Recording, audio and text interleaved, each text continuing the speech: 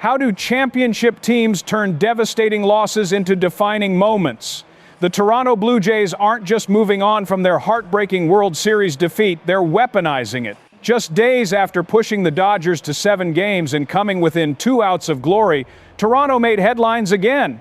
Superstar outfielder Kyle Tucker was spotted at the Blue Jays' Dunedin facility on Wednesday, and this visit represents something far bigger than typical free agency courtship. This is Toronto declaring to the baseball world that they're not satisfied with being good. They're hunting greatness, and they're willing to pay whatever it takes to get there. Hello, Jays Nation. Welcome to Jays Quick News, your go-to spot for the latest Toronto Blue Jays updates. Could Kyle Tucker be the final piece that transforms last year's World Series runners-up into champions? That's the billion-dollar question after Wednesday's meeting in Florida. We're going to break down why this isn't just another free agent visit. This could be the move that defines the next decade of Blue Jays baseball.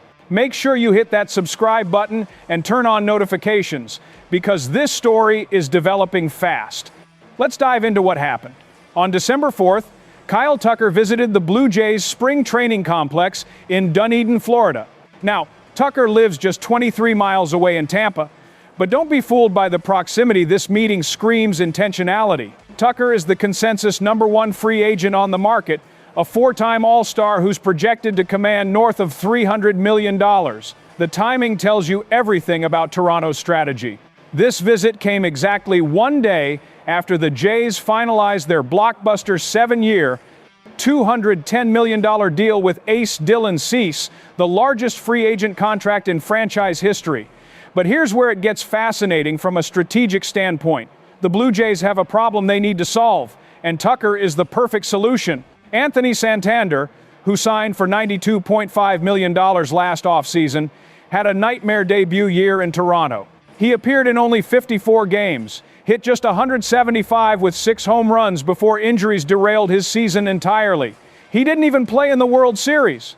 Tucker doesn't just fill an outfield spot, he upgrades the team's biggest weakness into what could become their greatest strength. According to MLB.com, Tucker posted a .266 average, a .377 on-base percentage, and 22 home runs in 2025, despite dealing with his own injury issues. He also stole 25 bases, proving he's a true 5-tool threat. But here's the deeper insight most people are missing.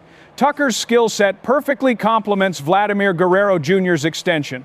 When the Jays signed Vlad to 14 years and $500 million in April, they made a statement about their championship window.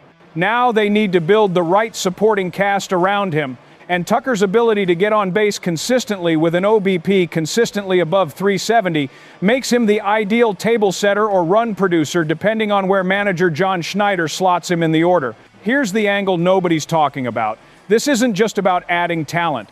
This is about redemption and correction. The Blue Jays went all in on Santander and it backfired spectacularly.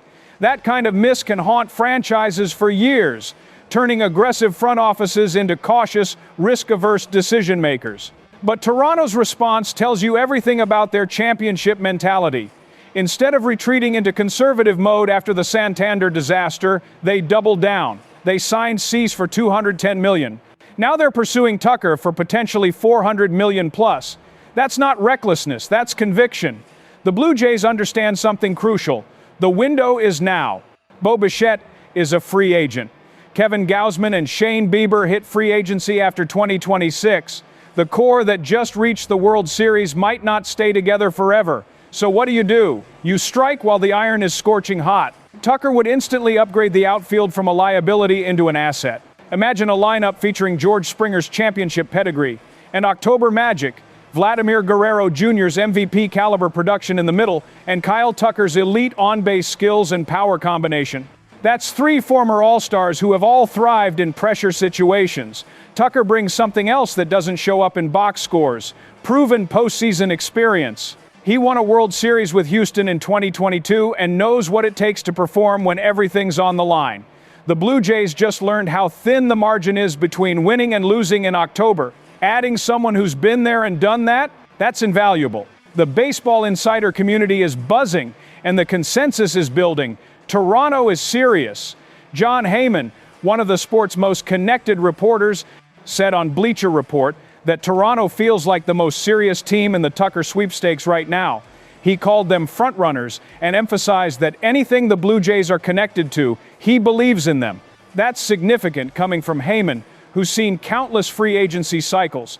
Ken Rosenthal added crucial context on the Foul Territory podcast. He said Tucker's Dunedin visit indicates the Blue Jays are still thinking big after signing Cease.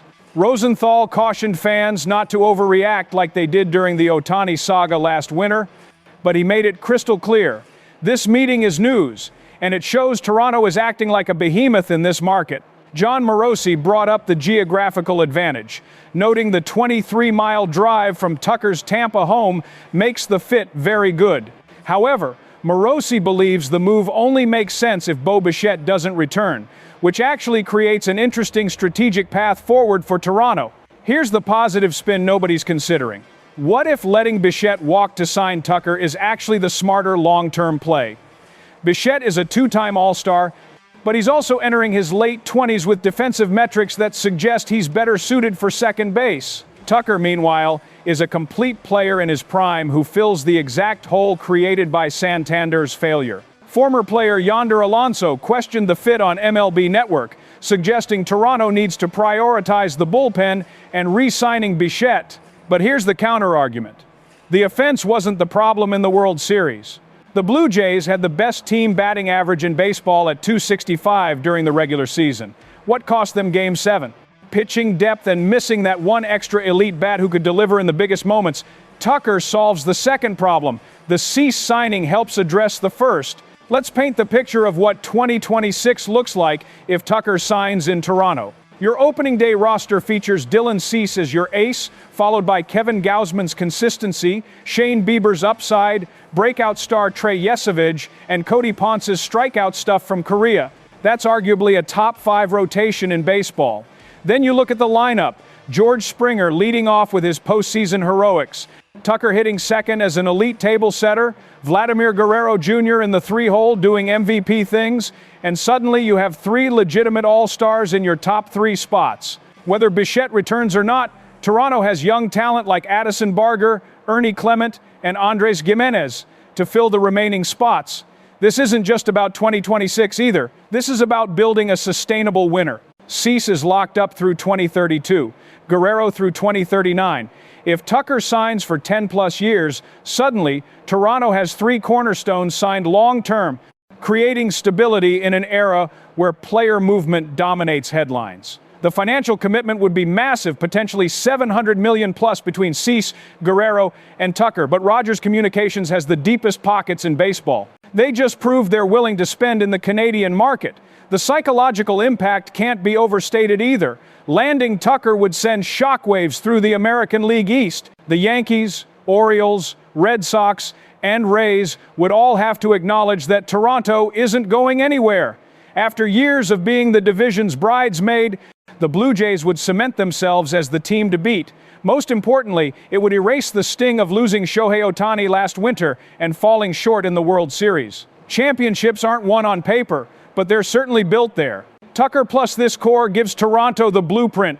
The Blue Jays are writing their own redemption story, and Kyle Tucker's name is all over the pages. After a heartbreaking World Series loss and a disastrous Santander signing, Toronto isn't retreating, they're reloading with purpose. The visit to Dunedin wasn't just a meeting, it was a statement of intent. What do you think, Jays Nation? Should Toronto go all in on Kyle Tucker and turn their biggest weakness into their greatest strength? Or should they focus on bringing back Bo Bichette and building around familiarity?